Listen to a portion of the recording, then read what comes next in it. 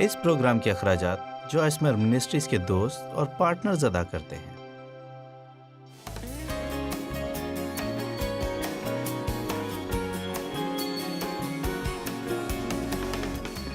آئیے ہم غصے کی 5 وجوہات کے بارے میں غور کریے۔ کہاں سے آتا ہے؟ کیا میں پیدائشی غصیلی ہوں؟ نہیں، یہ زیادہ وقت نہیں لیتا، آپ کو پتا ہے، بس جلدی سے آ جاتا ہے۔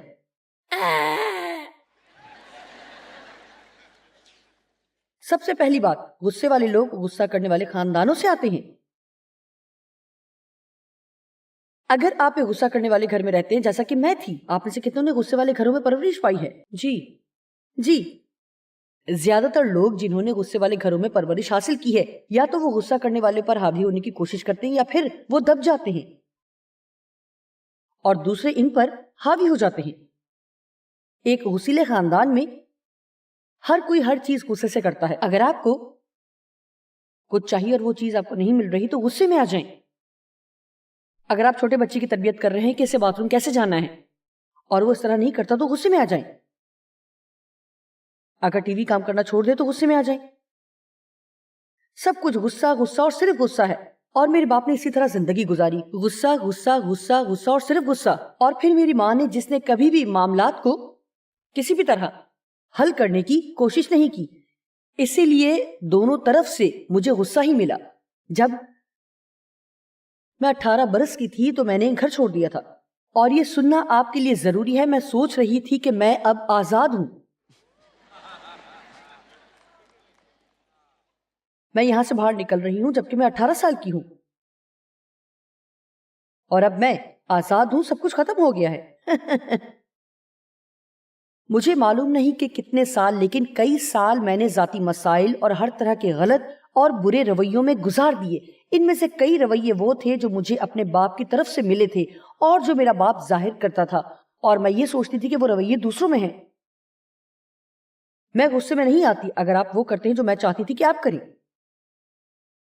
میں غصے میں نہ آتی اگر آپ اپنا دھیان میری طرف لگاتے۔ میں غصہ نہ کرتی اگر آپ مجھے زیادہ تنخواہ دیتے۔ دھیان دیجئے، اگر آپ آج اس طرح کی سوچ رکھتے ہیں تو آپ اپنے غصے کا الزام دوسروں پر لگا رہے ہیں۔ یہ اس طرح کا غصہ ہے جس سے آپ چالاکی سے اپنے رویے کی ذمہ داری قبول نہیں کرتے۔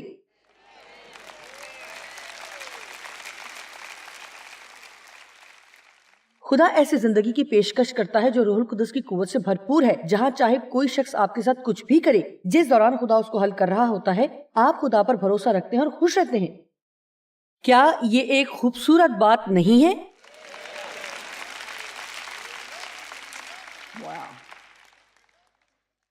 میں آپ کو ایک بات بتاتی ہوں، کئی سال پہلے مجھے اس چیز کا احساس ہوا کہ بے شک میں نے اس مسئلے کو چھوڑ دیا تھا، لیکن میں نے اس کو اپنے اندر اتار لیا تھا۔ یہ میری روح میں اور وہ میری سوچوں کی گہرائیوں میں جا چکا تھا، وہ میری مرضی میں شامل ہو چکا تھا، وہ میرے جذبات کا حصہ بن چکا تھا، اس کا اثر میرے تعلقات میں بھی موجود تھا، وہ میری گفتگو میں بس چکا تھا۔ اس لیے جب تک ہم یسوع کو اپنے اندر ہونے والی تبدیلی کا سامنا نہ کرنے دیں، تب تک ہم اس آزادی کو حاصل نہیں کر پائیں گے جو وہ ہمیں دینا چاہتا ہے۔ کیا آپ کو پتا ہے کہ وہ کس چیز کا شافی ہے؟ وہ شکستہ دلوں کو شفا بخشتا ہے۔ دراصل میں چاہتی ہوں کہ آپ ان حوالہ جات کو دیکھیں، کیونکہ آپ کے ساتھ کیا گیا کسی بھی طرح کا غلط فعل گہری جڑیں غصہ اور آپ کی زندگی میں غصہ پن پیدا کرتا ہے۔ آپ اس محبت کے بارے میں غصہ رکھتے ہیں جو آپ سے کبھی بھی رکھی نہیں گئی، ان باتوں کے بارے میں غصہ ہوتا ہے جو آپ کے بارے میں لوگوں نے کہیں، حالانکہ ایسی باتوں کے بارے میں بھی جو لوگوں نے نہیں کہیں۔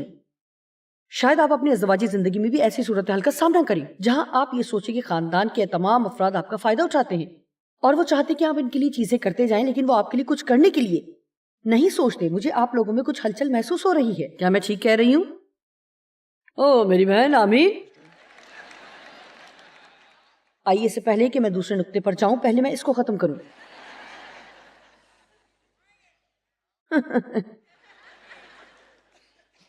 اپنی خوشی کو ختم کرنے میں ایک دن اور ضائع نہ کریں، کیونکہ کوئی اور ایسا نہیں کر رہا جو اسے کرنا چاہیے تھا۔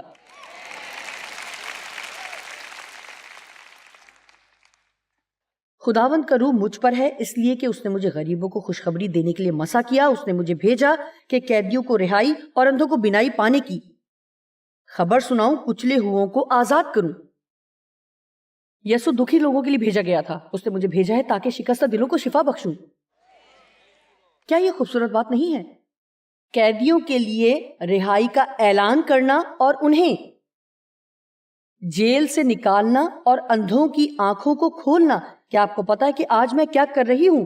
میں آپ کو بتا رہی ہوں کہ قید کے دروازے کھل چکے ہیں. اور جو پیغام میں دے رہی ہوں امید ہے کہ وہ آپ کی آنکھوں کو کھول رہا ہے تاکہ آپ کھلے ہوئے دروازے کو دیکھ سکیں. اگر آپ سچائی سے واقف ہونا چاہتے ہیں تو اس طرح کا پیغام یا اس طرح کا کوئی اور پیغام ان 10 پیغامات میں سے ایک ہے جو ہمیں تقریباً گاہے بگاہے ہمیں سننے چاہیے، کیونکہ یہ بہت اہم ہے. غور سے سنیے جو میں آپ کو کہنے لگی ہوں. یہ بہت آسان ہے کہ ہم غصے کی وجوہات نکال لیں، لیکن غصے کی وجوہات کو ہم ثابت نہیں کر سکتے کیونکہ خدا سدا غضبناک نہیں رہتا. وہ معاف کرتا ہے اور ہمیں بھی یہ صلاحیت دیتا ہے کہ ہم معاف کریں، لیکن یہ ہماری مرضی ہے کہ ہم ایسا کریں یا نہ کریں. یہ ہماری مرضی پر منحصر ہے. آیت 2 کے مطابق اس نے مجھے بھیجا ہے تاکہ اس کے سال مقبول کی یعنی خدا کی عدالت کے دن کی منادی کر سکوں. مجھے یہ بہت پسند ہے. میں اس جگہ موجود ہوں تاکہ آپ کو بتاؤں کہ خدا آپ کا انصاف کرے گا اور وہ تمام کو جو دکھی ہیں تسلی دے گا. وہ لوگ جو شکستہ دل ہیں ان کے لیے خدا کی مافوق الفطرت تسلی موجود ہے. خدا ان جگہوں پر بھی رسائی رکھتا ہے جہاں کوئی اور نہیں پہنچ سکتا. آمین. کیونکہ آپ یہاں موجود ہیں اس لیے آج آپ بہتر محسوس کریں گے. آپ بہتر محسوس کریں گے کیونکہ آپ یہاں موجود تھے. آپ محسوس کریں گے آپ کا ہفتہ اچھا گزرے گا کیونکہ آپ نے یہاں آنے کے لیے وقت نکالا. مجھے اس کی پرواہ نہیں اگر آپ یہ سوچیں. آپ کو پتا ہے کہ میں ایک غسیلی شخصیت ہوں. آپ کو پتا ہے کہ میرا خاوند ایک غسیلا شخص نہیں ہے، لیکن اس کا مطلب یہ نہیں کہ اسے اس کی ضرورت نہیں ہے کیونکہ آپ غسیلے اور شور و غل کرنے والے نہیں ہیں. میرا مطلب ہے کہ اگر آپ کو ان باتوں کی ضرورت نہیں ہے جو میں کہہ رہی ہوں تو پھر صرف ماحول سے لطف اٹھائیں. صرف یہاں پر موجود مسا کو اپنے اندر لیں. اگر ابھی آپ کا کوئی مسئلہ نہیں ہے تو یہاں بیٹھ کر آپ اپنا مستقبل محفوظ کر رہے ہیں. وہ آپ کو متبادل مزہ فراہم کرتا ہے. وہ اس لیے آیا تاکہ ان کو جو صیون میں ماتم کرتے تھے خوشی اور تسلی دے. اس نے انہیں خاک کے بجائے خوبصورتی دی. مجھے یہ پسند ہے. میری پہلی 5 کتابوں میں سے ایک تھی جس کا عنوان تھا خاک کے بدلے خوبصورتی. جانتے ہیں آپ ایسا نہیں کر سکتے کہ خوبصورتی بھی مل جائے اور خاک بھی پاس رہے. یہ ان بڑی غلطیوں میں سے ایک ہے جو ہم کرتے ہیں. میں خاک کو اپنے پاس رکھوں کہ شاید مجھے کسی دن خاکسار ہونے کے لیے اس کی ضرورت پڑ جائے. میں اس خاک کو اپنے پاس رکھوں کہ شاید مجھے ایسا لگے کہ اسے غصے میں استعمال کروں. لیکن اے خدا مجھے خوبصورتی بھی چاہیے. نہیں، ایسا نہیں ہو سکتا. یہ ایک اعلیٰ متبادل ہے. آپ اپنا تمام کوڑا کرکٹ جو آپ کے پاس ہے اسے دے دیں اور وہ اپنا جلال جو وہ رکھتا ہے آپ کو دے گا. آپ اسے دے دیں. اس سے اپنا پیچھا چھڑائیں. خاک کے بدلے خوبصورتی. ماتم کے بجائے شادمانی کا تیل. دکھی بوجھ سے بھری جان کے بجائے ستائش کا پیراہن لے لیں. کون اس کی صلیب کے پاس نہیں آنا چاہے گا اور مسیح سے ملاقات کر کے اس اعلیٰ متبادل کو حاصل نہیں کرنا چاہے گا؟ آمین. تاکہ وہ راست بازی کے درخت کہلائیں، خداوند کے پودے، تاکہ اسے جلال ملے. آئیں اب آگے 7ویں آیت پر غور کرتے ہیں. آپ کی پچھلی شرمندگی کے بجائے آپ کو دگنا بدلہ ملے گا، یعنی آسان لفظوں میں دگنا اجر ملے گا. میں آپ کو بتاتی ہوں کیا. میرا بچپن بہت ہی برا تھا لیکن اب میں اچھے وقت میں سے گزر رہی ہوں. میرا مطلب ہے کہ میں تلخی کا شکار ہو سکتی تھی اور اپنی ساری زندگی ضائع کر سکتی تھی اور شاید 7 یا 8 بار اور شادی کر سکتی تھی کیونکہ کوئی بھی میرے ساتھ چند ہفتوں سے زیادہ نہیں رہ سکتا تھا. ہماری شادی کے 48 سالوں کے دوران ڈیو بھی مزید 20 عورتوں سے شادی کر سکتے تھے. لیکن میں تبدیل ہوتی گئی، تبدیل ہوتی گئی، تبدیل ہوتی گئی، تبدیل ہوتی گئی.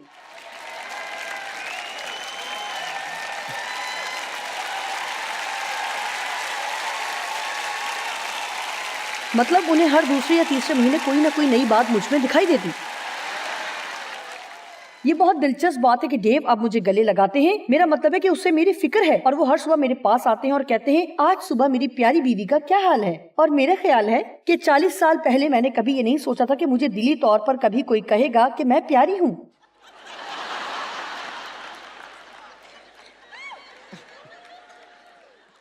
میرا مطلب ہے کہ میرے اندر ایک سخت پن موجود تھا اور اس وجہ سے جو ماضی میں میرے ساتھ ہوا تھا. مطلب یہ بہت مشکل تھا کہ آپ کا باپ آپ کے ساتھ ناجائز سلوک کرے اور آپ کی ماں آپ کو نہ بچائے. یہ اس طرح ہے کہ آپ کے پاس کوئی چارہ نہیں ہوتا اور آپ میں سے بہت سے لوگ اس سے بھی زیادہ بدترین حالات میں سے گزرے ہوں گے. اور چاہیے اتنا برا نہ بھی ہوتا ہو, لوگ اس لیے تخلیق نہیں کیے گئے تاکہ ان کو استعمال کیا جائے اور ان کے ساتھ بدسلوکی کی جائے اور ان کو تکلیف دی جائے. وہ محبت کے لیے, مہربانی کے لیے, مدد کے لیے اور رحم کے لیے اور اچھائی کے لیے تخلیق کیے گئے ہیں. اور آپ دیکھ سکتے ہیں کہ ابلیس کیا چاہتا ہے. وہ آپ کو تکلیف پہنچانا چاہتا ہے تاکہ آپ اپنی تمام زندگی دوسرے لوگوں کو جو آپ کے ارد گرد ہو نقصان پہنچاتے رہیں, تاکہ وہ غصے میں آئیں اور ان کو تکلیف پہنچائیں جو ان کے ارد گرد ہے. اور یہی ہے جو ہماری دنیا میں ہو رہا ہے. کتنی عجیب بات ہے کہ ہم ایک دوسرے کو نقصان پہنچانے والے معاشرے میں ہیں. ہمیں بطور کلیسیا اس بات پر مستحکم ہونا چاہیے کہ ہم ایک چمکتی اور اجلی ہوئی روشنی ہوں, نہ کہ ارد گرد والے لوگوں کی طرح. میں تمہیں تمہاری پچھلی مشکلات کا دگنا اجر دوں گا. اور 8ویں آیت کے مطابق کیونکہ میں خداوند انصاف کو پسند کرتا ہوں.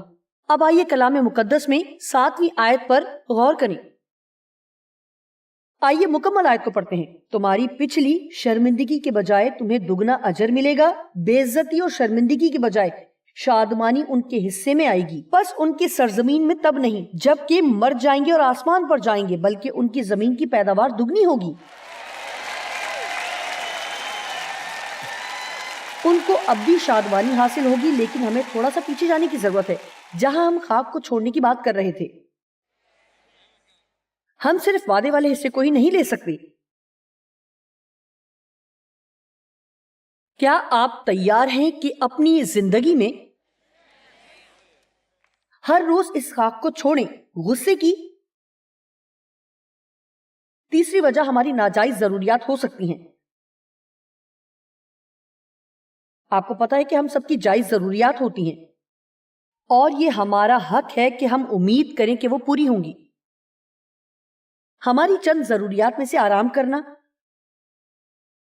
ہنسنا, حوصلہ افزائی, کسی کی ہمت بندھانا, اپنے آپ کو منمانی کی آزادی ہونا شامل ہیں. اے خداوند تیرا شکر ہو کہ یہ وہ چیزیں ہیں جو ڈیو نے مجھے دی اور میں اس کو پسند کرتی ہوں. میرا مطلب ہے کہ میں تھوڑی سی مختلف ہوں لیکن وہ مجھے پسند کرتے ہیں. جب میں مختلف رویہ اختیار کروں اور آپ میں سے تھوڑا سا باہر ہونے لگوں تو وہ ہمیشہ کہتے کہ مجھے تمہاری یہ عادت پسند ہے, اسی لیے تو میں نے تم سے شادی کی ہے. آپ کو پتا ہے کیوں خدا نے اسے ایسا کرنے کا فضل دیا؟ کیونکہ خدا کو پتا ہے کہ میں کیسے حالات میں سے گزری ہوں اور وہ آپ کے حالات بھی جانتا ہے. اور خدا جانتا ہے کہ آپ اپنا بہترین کر رہے ہیں. آپ کامیابی تک نہیں پہنچے لیکن آپ اپنے راستے پر قائم ہیں اور بڑھ رہے ہیں. اور میرا یقین ہے کہ خدا آپ کو ڈھانپ لے گا اور خدا کے ساتھ چلنے کے لیے آپ کو فضل دے گا جب تک کہ آپ آگے بڑھنے کی کوشش کرتے رہیں گے.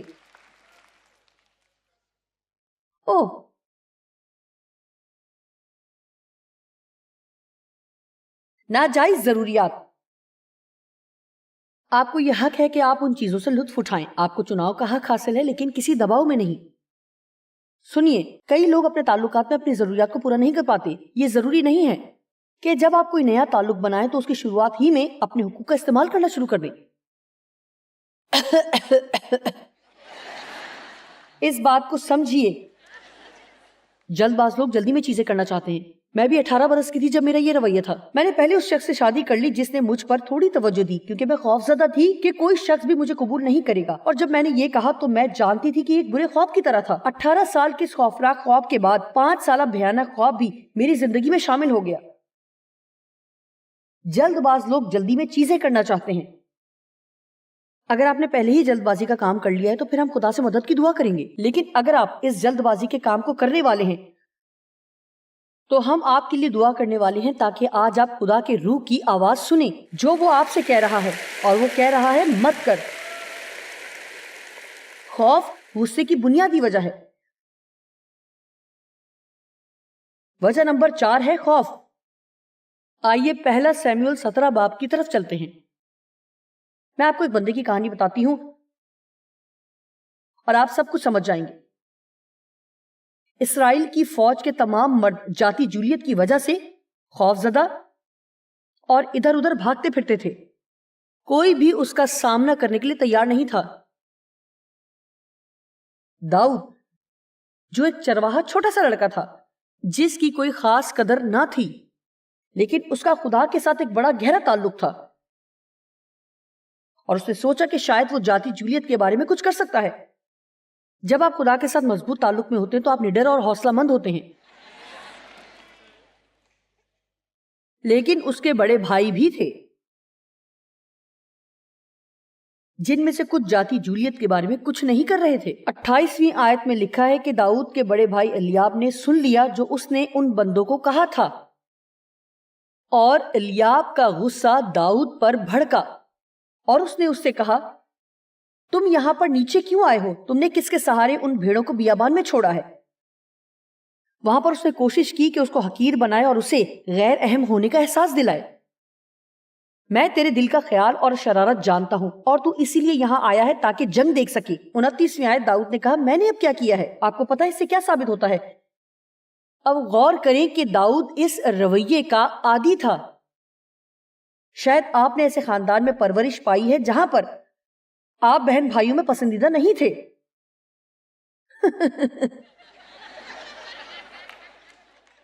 یا پسندیدہ تھے، یا آپ کی توجہ ان چیزوں پر نہیں پڑی جن پر دوسرے بہن بھائیوں کی پڑ گئی، اور پھر وہ چیزیں انہوں نے حاصل کر لی اور آپ نہ کر سکے. آپ اپنی زندگی ان کے لیے نفرت رکھنے میں گزار سکتے ہیں کیونکہ انہوں نے آپ کے ساتھ اچھا سلوک نہیں رکھا. یا پھر آپ اپنی توجہ خدا کی طرف لگائیں اور جانیے کہ حقیقی ترقی صرف اسی سے ملتی ہے، اور اگر آپ خاک کو اپنے ہاتھ سے جانے دیں تو وہ آپ کو پچھلی تکلیف کے باعث دگنی برکت دے گا. ہاں، مجھے یہ پسند ہے. رحم کا دن، پہلا سیموئیل 18:6.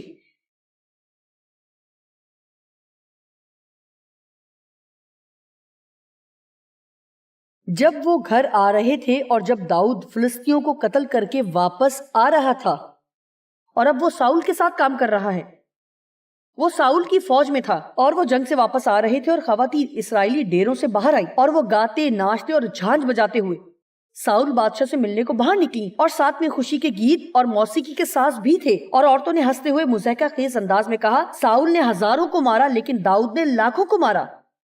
سنیے، آپ کو اس کے لیے ایک محفوظ بادشاہ کی ضرورت ہے جو آپ کو تکلیف نہ پہنچائے.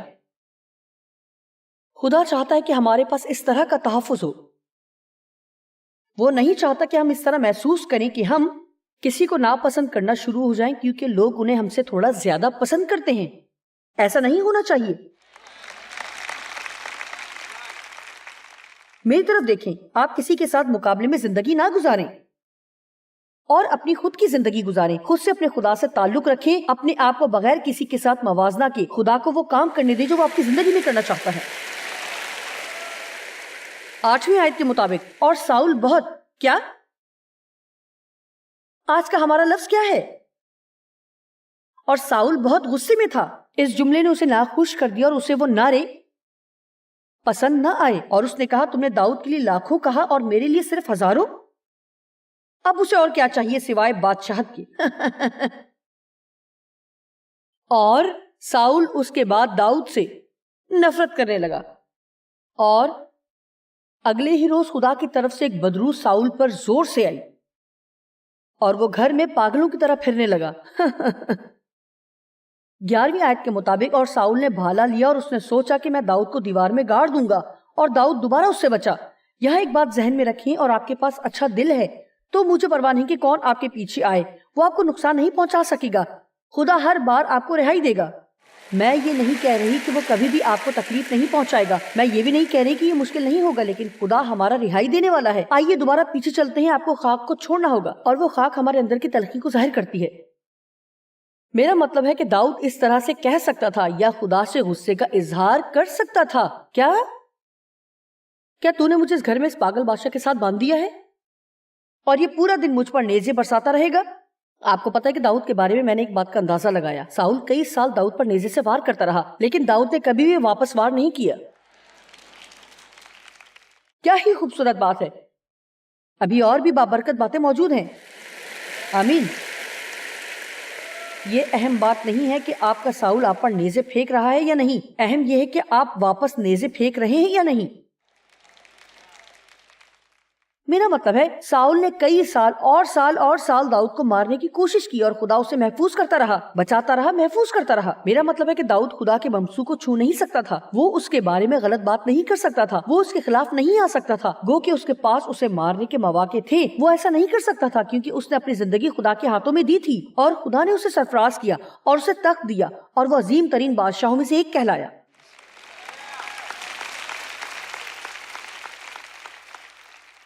کیا آپ غصے میں آنا چاہتے ہیں یا عظیم بننا چاہتے ہیں؟ غصے کی 5ویں وجہ ایسا محسوس کرنا ہے کہ کسی نے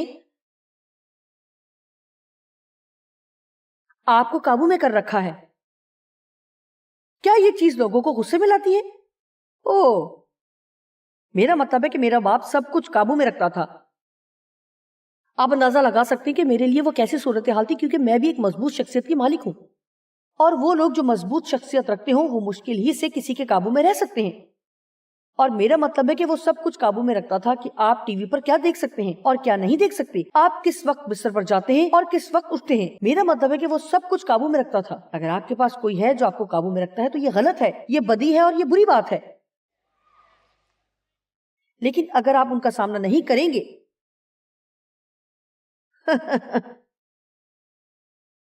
تو یہ بھی غلط ہے. ایمانداری کے ساتھ کچھ ایسے لوگ ہوتے ہیں جو آپ کے ساتھ اچھا سلوک کرتے ہیں چاہے آپ ان کو ایسا کرنے سے منع کریں. لیکن افسوس کے ساتھ لوگوں کی اکثریت بشمول مسیحی وہ آپ کے ساتھ ویسا ہی سلوک کریں گے جو متوقع ہے.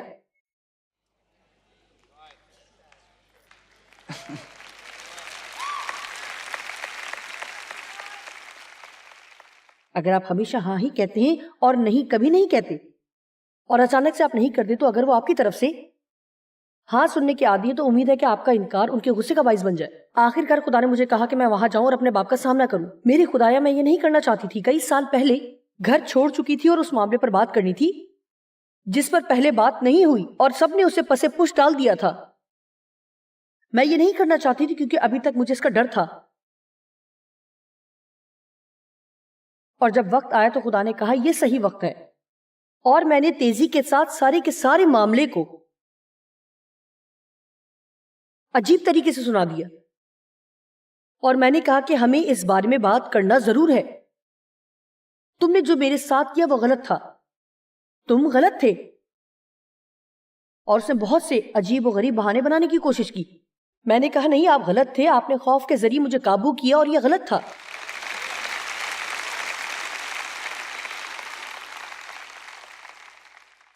اس سے زیادہ اور میں نے کچھ نہیں کہا، لیکن وہاں مجھے کامیابی ملی اور آخرکار ان کا سامنا کرنے سے دلی طور پر آزادی کو محسوس کیا. اور اب میں آپ کو یہ بتانے کی کوشش نہیں کر رہی کہ آپ کو کیا کرنا ہے، لیکن مجھے صرف یہ بتانے دیجیے کہ لوگوں کو اپنی زندگی سے کھیلنے، خراب کرنے، قابو میں رکھنے اور غلط استعمال کرنے کی اجازت مت دیں. آپ کو پتا ہے کیوں؟ آپ قیمتی ہیں، آپ کی بہت قیمت اور قدر ہے.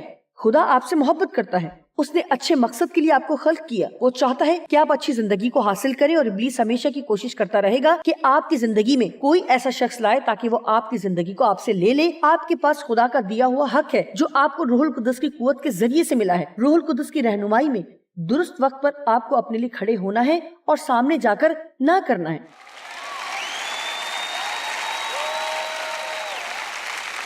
یہ ایسا نہیں ہے کہ آپ خدا پر بھروسہ نہیں کر رہے، بلکہ یہ روح القدس کی رہنمائی میں چلتا ہے. آمین. تو اپنی زندگی غصے میں مت گزاریے.